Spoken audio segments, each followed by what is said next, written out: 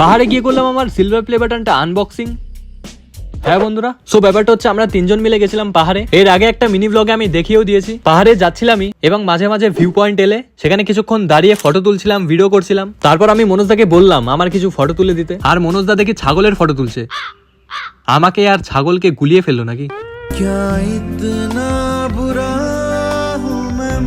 যাই হোক, এরপর আমি নিজেই ছাগলের খাবার ভিডিও করছিলাম। আমার খাওয়া দফা রফা হয়ে গেল। মনে হচ্ছিল ছাগল বিয়ে বাড়ি এসে খাচ্ছে আর আমি ক্যামেরাম্যান হয়েছি।